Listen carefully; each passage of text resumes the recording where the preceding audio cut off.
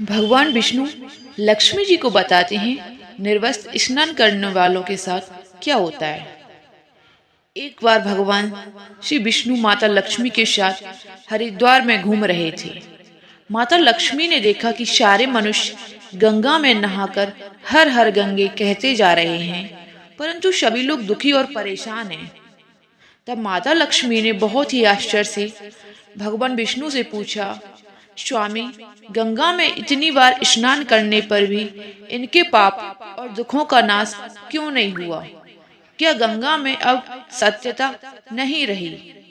तब भगवान विष्णु बोले, गंगा में तो वही सत्यता है, परंतु इन लोगों ने गंगा में स्नान ही नहीं किया। Hello friends, welcome back to my YouTube channel. आज की इस बेहद ही खास वीडियो में आप सभी का स्वागत है। इस वीडियो को लास्ट तक जरूर देखें और यदि वीडियो पसंद आए तो कमेंट में एक बार हर हर महादेव जरूर लिखें। फिर इन्हें लाभ कैसे मिलेगा? माता लक्ष्मी जी ने आश्चर्य से कहा कि स्नान कैसे नहीं किया? सभी तो हमारे सामने नहाकर जा रहे हैं, अभी तक तो उनके शरीर भी नहीं सूखा है। भगवान विष्णु ने कहा, यह लोग तो केवल जल में डुबकी लगाकर ही आ रहे हैं, तुम्हें मैं कल इसका रहस्य समझाऊंगा। दूसरे दिन बहुत ही जोर से बारिश होने लगी, सारी गलियां कीचड़ से भर गईं। एक चौड़े रास्ते में एक बड़ा सा गड्ढा था, चारों ओर कीचड़ भरा हुआ था। भगवान विष्णु ने लीला रची। भगवान विष्णु ने एक बूढ़े आदमी का रूप धारण करके उस गड्ढे में जा गिरे और लक्ष्मी जी को उन्होंने समझाया कि तुम मेरे पास बैठो और देखो कि तुम लोगों को सुना सुना कर यूं पुकारती रहो कि मेरे बूढ़े पति अचानक गड्ढे में गिर पड़े हैं, कोई पुण्य आत्मा इनको बाहर निकाल कर उनके प्राण बचाएं और असहाय दंपति की सहायता करें। और भगवान विष्णु ने यह भी समझा दिया कि जब कोई व्यक्ति गड्ढे में से मुझे बाहर निकालने को तैयार हो, तब इतना और कह देना कि मेरे पति सर्वत्र निष्पाप हैं। इन्हें वही व्यक्ति चाहिए जो खुद को भी निष्पाप हो, और यदि आप निष्पाप हैं तो ना तो आप उनको निकाल सकते हैं और ना ही उनको हाथ लगा सकते हैं, आप स्वयं भस्म हो जाएंगे। लक्ष्मी जी तथास्तु कहकर गड्ढे के किनारे बैठ गईं और आने जाने वालों को सुना सुनाकर भगवान विष्णु की सिखाई हुई बातें कहने लगीं। गंगा में नहाकर लोगों के झुंड आ रहे थे और सुंदर युवती को यूं कहते देखकर कुछ लोगों के मन में पाप आया और कुछ लोगों को धर्म का भास हुआ और कुछ लोग कानून से डरे और लक्ष्मी जी से कहते हैं, जाने दो इस बुड्ढे को, क्यों रोती हो इसके लिए? और कुछ दयालु और चरित्रवान पुरुषों ने उस युवती के पति को बाहर निकालना चाहा, परंतु लक्ष्मी जी के वचन सुनकर देवी रुक गई।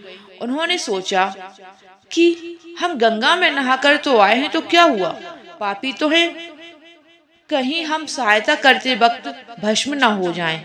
उनके पास कई व्यक्ति आए, परंतु किसी का साहस नहीं हुआ। सैकड़ों आए और सैकड़ों ने पूछा और चले गए। संध्या का समय हो चला, तब भगवान विष्णु ने माता लक्ष्मी से कहा, देख, कोई सच्चे मन से गंगा में नहाने वाला नहीं आया। तब थोड़ी देर बाद एक नौजवान युवक हाथ में लोटा लिए हुए हर हर गंगे कहता हुआ आया। लक्ष्मी जी ने उसे भी वही बात कही। उस युवक का हृदय करुणा से भर गया और उसने भगवान विष्णु को बाहर निकालने की तैयारी शुरू कर दी। तब लक्ष्मी जी ने उसे रोक कर कहा कि भाई, यदि तुम सर्वथा निष्पाप नहीं हो तो मेरे पति को छूते ही भस्म हो जाओगे। उसने उस समय बिना किसी संकोच किए लक्ष्मी जी से कहा, माता, मेरे निष्पाप होने में तुम्हें संदेह क्यों हो रहा है? देखती नहीं, अभी मैं गंगा नहाकर आया हूँ। भला गंगा नहाने के बाद क्या पाप रहते हैं? मैं अभी तुम्हारे पति को बाहर निकालता हूँ। युवक ने लपककर उस बुड्ढे को आदमी को ऊपर उठा लिया और भगवान विष्णु और माता लक्ष्मी ने उसे अधिकारी समझकर उसे अपना असली रूप प्रकट कर उसे दर्शन कर निहाल किया। भगवान विष्णु ने माता लक्ष्मी से कहा कि इतने सारे लोगों में केवल इस आदमी ने ही गंगा स्नान किया है।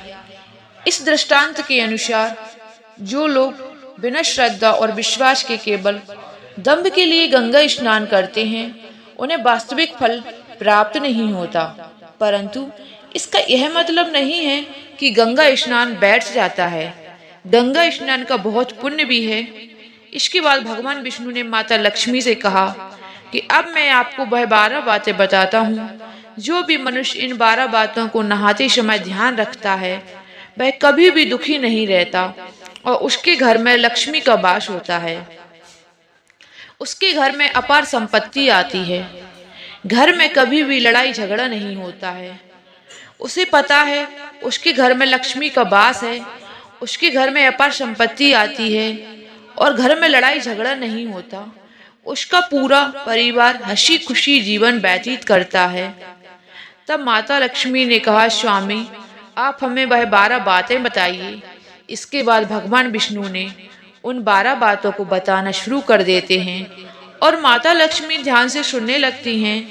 इसके बाद भगवान विष्णु बताते हैं कि हे प्रिया, यह 12 बातें बताने के बाद मैं एक और बात बताऊंगा कि जो औरतें कपड़े खोलकर नहाती हैं, उनके लिए यह बात बहुत ही महत्वपूर्ण है। यह देवी, आप इस बात को बहुत ही ध्यान से सुनना। तभी भगवान विष्णु अपनी बातें सुनाने लगते हैं और भगवान विष्णु कहते हैं, स्नान करने से शरीर निरोगी रहता है और मन प्रसन्न रहता है। नहाने से चेहरे की क्रांति और शारीरिक आकर्षण में भी बढ़ोतरी होती है। अगर इस नित्य कर्म के दौरान कुछ बातों का ध्यान रखा जाए तो आध्यात्मिक से भी ज्यादा लाभ पाया जा सकता है। नहाने के कार्य में इन बातों का ध्यान रखना जरूरी है। नंबर 1, स्नान करने के बाद शुद्ध होकर पूजा पाठ आदि सभी कार्य करने के योग्य बनते हैं, इसलिए सुबह को ही स्नान कर लेना चाहिए। नंबर 2, शास्त्रों में कहा गया है कि स्नान करने से 10 गुना यश की प्राप्ति होती है। रोज तेज, बल, पवित्रता, आयु, आरोग्य, निरूपता, सुविचार, निरोग और पन दूर होती है। नंबर 3, धनुष्ट व आरोग्य और स्वस्थ रहने वाले लोगों को हर मौसम में और हर दिन स्नान करना चाहिए। नंबर 4, शास्त्रों में कहा गया है कि सुबह स्नान करने से पाप का नाश होता है और पुण्य मिलता है। ऐसा कहा गया है कि सुबह नहाने वालों के पास नकारात्मक शक्तियां नहीं भटकती, इसलिए सुबह स्नान करना ही उचित है। नंबर 5, बीमारी की हालत में कर के नीचे ही स्नान करना चाहिए अथवा गीले कपड़े से शरीर को पोंछ लेना चाहिए। एक तरह का स्नान ही कहा गया है। नंबर 6, सुबह की ललिमा आने से पहले ही स्नान करना श्रेष्ठ माना गया है। नंबर 7, तेल लगाकर और शरीर को मलमल कर नदी में नहाना मना है। इसकी जगह नदी से बाहर निकालकर तट पर ही शरीर साफ करके नदी में डुबकी लगाना उचित है। नंबर 8, जिन घाटों पर कपड़े धोए जाते हैं वहां का जल अपवित्र माना गया है, इसलिए वहां से कुछ दूर हटकर नहाना चाहिए। नंबर 9, नदी में 11 या 21 डुबकियां लगाना शुभ बताया गया है। नंबर 10, पवित्र नदियों में कपड़े निचोड़ने की मना है। नदी में किसी भी तरह की गंदगी नहीं बहानी चाहिए। नंबर 11, नल की तुलना में झरने का पानी, झरने के पानी से ज्यादा नदी का पानी और नदी के पानी से ज्यादा किसी तीर्थ का पानी, तीर्थ के जल से कहीं गंगा जल अधिक श्रेष्ठ माना गया है। नंबर 12, गंगा माता का कथन है कि स्नान करते वक्त कोई भी व्यक्ति जहाँ भी मेरा स्मरण करेगा मैं वहां के जल में आ जाऊंगी। इसके बाद भगवान विष्णु ने कहा, अब मैं आपको औरतों के बारे में बताता हूँ जो औरतें कपड़े खोलकर नहाती हैं या स्नान करती हैं। हिंदू धर्म शास्त्रों में हर एक चीज के लिए कुछ नियम बनाए गए हैं। इन नियमों में से एक है स्नान। स्नान को लेकर की गई बातें। ऐसा माना जाता है कि आम व्यक्ति को शास्त्रों के नियमों का पालन जरूर करना चाहिए, जिससे उनके घर की सुख समृद्धि बनी रहती है और खुशहाली आती है और साथ में अपार धन बरसता है। माता लक्ष्मी प्रसन्न होती हैं। दरअसल हमारे शास्त्रों में ऐसी कई बातें लिखी गई हैं जिनके लिए हम सदियों से पालन करते चले आ रहे हैं, लेकिन उसके कर्म के बारे में हमें अभी भी पूरी जानकारी नहीं है। ऐसे नियमों में से एक है निर्वस्त्र स्नान करना। आपने अक्सर घर के लोगों को ऐसा कहते हुए सुना होगा कि कभी भी बिना कपड़ों के यानी कि निर्वस्त्र स्नान नहीं करने चाहिए। अगर हम कभी भी बिना कपड़े के यानी निर्वस्त्र स्नान करते हैं तो उसके पीछे पौराणिक कथा में क्या वर्णन है तो सुनिए। अगर हम पौराणिक कथाओं की बात करें तो निर्वस्त्र स्नान की मना है। एक सबसे बड़ा कारण समय से जुड़ा हुआ है। उसके अनुसार एक बार जब गोपियां सरोवर में स्नान कर रही थीं और वह निर्वस्त्र थीं, उस समय बाल कृष्ण ने गोपियों के सभी वस्त्र छुपा लिए। उस समय जब भगवान श्री कृष्ण ने उनका वस्त्र छुपा लिए, तब गोपियों ने अपने वस्त्र वापस लेने के लिए प्रार्थना की। तो भगवान श्री कृष्ण ने उन्हें समझाया कि कहीं भी बिना वस्त्र धारण किए स्नान नहीं करना चाहिए। इससे जल के देवता वरुण का अपमान होता है, इसलिए आपको निर्वस्त्र स्नान नहीं करना चाहिए। अगर आप नहाते समय ये सोचते हैं कि बंद कमरे में आपको कोई नहीं देख रहा, तो ऐसा गलत है, क्योंकि ईश्वर आपको हर जगह देखते हैं। और यदि आप निर्वस्त्र होकर स्नान कर रहे हैं तो यह मुख्य रूप से जल के देवता वरुण का अपमान करने जैसा होता है। निर्वस्त्र स्नान से आपको पाप लगता है और आर्थिक एवं शारीरिक नुकसान पहुंच सकता है। यदि आप निर्वस्त्र स्नान करते हैं तो आपके शरीर पर नकारात्मक ऊर्जा प्रवेश करती है और आपकी मानसिकता भी नकारात्मक हो जाती है। इसलिए हमेशा आपको यही सलाह दी जाती है कि आप नहाते समय कोई एक कपड़ा जरूर धारण करें, लेकिन बिना कपड़ों के स्नान न करें, तभी आपके लिए बेहतर होगा। निर्वस्त्र स्नान से शरीर की सकारात्मक ऊर्जा शरीर से बाहर निकल जाती है और इसका प्रभाव आपके शरीर के साथ आपके मन और मस्तिष्क पर भी होता है।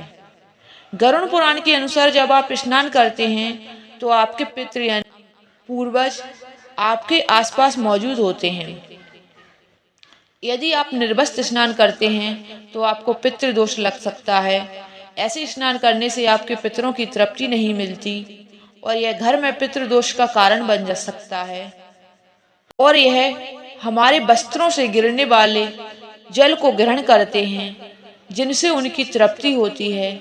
निर्वस्त्र स्नान करने से पितृ अतिरिक्त नाराज होते हैं, जिनसे व्यक्ति का तेज, बल और सुख नष्ट होता है। इसलिए कभी भी निर्वस्त्र होकर स्नान नहीं करने चाहिए।